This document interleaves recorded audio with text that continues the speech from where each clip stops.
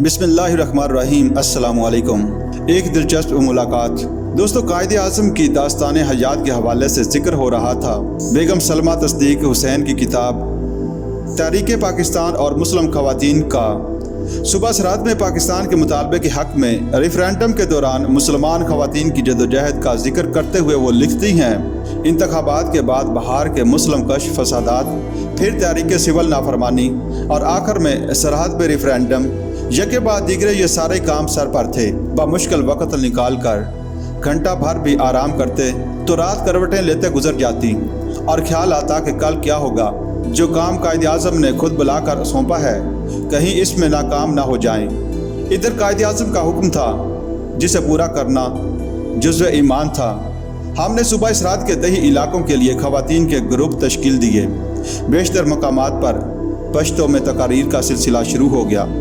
Referendum تو 6 جولائی سے 17 جولائی تک رہا، مگر ہماری مصروفیات بہت پہلے شروع ہو گئیں۔ سڑکوں اور گلی کوچوں میں جلد سے جلوس ترتیب دیے گئے۔ خواتین نے درائے خیبر تک اور دیگر تمام ایجنسیوں میں چکر لگائے۔ سرحد کی عورت نے پردے میں رہ کر سول نافرمانی اور استصواب رائے کے دوران جو کمال کیا، اس پر حریف بھی اش کر اٹھے۔ دیگر صوبوں بالخصوص صوبہ پنجاب کی خواتین سرحد کی بہنوں کے دوش بدوش تھیں۔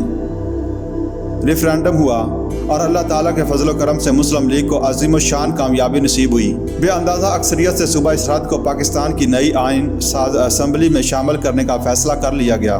بیگم سلمہ تصدیق لکھتی ہیں، تقسیم یقینی ہو گئی تو ہندو محاسبہ نے کہا بھارت ناقابل تقسیم ہی رہے گا۔ ہم اس وقت تک آرام سے نہ بیٹھیں گے جب تک تقسیم شدہ علاقے دوبارہ ہندوستان میں شامل نہ کر لیں۔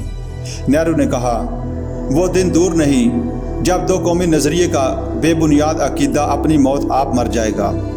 لیکن قائد اعظم کے زیر قیادت آزادی کی جو تاریخ شروع ہوئی تھی وہ پاکستان کے قیام اور پھر اس کے استحکام کی طرف پہنچی اور مسلمان خواتین نے اس میں جوش و خروش سے حصہ لیا۔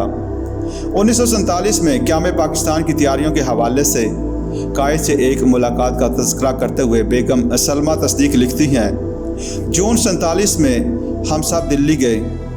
میاں امیر الدین، میاں ممتاز دولتانہ اور میاں افتخار الدین کے ساتھ میں بھی اورنگزیب روڈ پر قائد کی خدمت میں حاضر ہوئی۔ کمرے میں ایک گول میز، صوفہ سیٹ اور چند کرسیاں رکھی ہوئی تھیں۔ میز پر فائلوں اور کاغذات کا انبار لگا ہوا تھا۔ قائد کے چہرے پر تدبر و تحمل کے ساتھ ساتھ انتہائی فکر مندی اور جسمانی تھکن کے آثار نمایاں تھے۔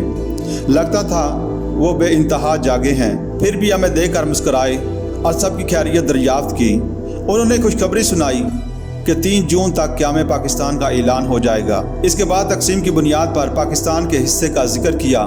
اس میں ریلوے، مالیات، فوج، دریا، صوبائی و مرکزی ملازمتیں، قرضے و واجبات، غرض کے سب کچھ شامل تھا۔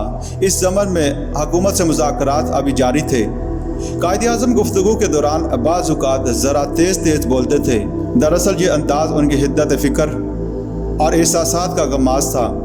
آپ بار بار فرماتے، آپ سب لوگ میرا ایک لفظ قوم کے ہر فرد تک پہنچا دیں تاکہ بعد میں لوگ پریشان نہ ہوں کہ ہمیں بہت آزمائش درپیش ہے، مگر ہم اپنا وطن حاصل کر کے رہیں گے۔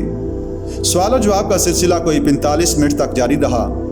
اس دوران جب ایک صاحب نے دوسری بار تقسیم اموال کے بارے میں پوچھا تو قائد اعظم نے تیز لہجے میں کہا، آپ کو مال کی فکر ہے اور مجھے انسانوں اور ان کے مستقبل کی۔ اس وقت باؤنڈری کمیشن اور باؤنڈری فورسز کے تقرر کا سوال درپیش ہے اور اتنے اہم امور طے ہونا باقی ہیں کہ فی الحال مال کی تقسیم اتنا اہم مسئلہ محسوس نہیں ہوتا۔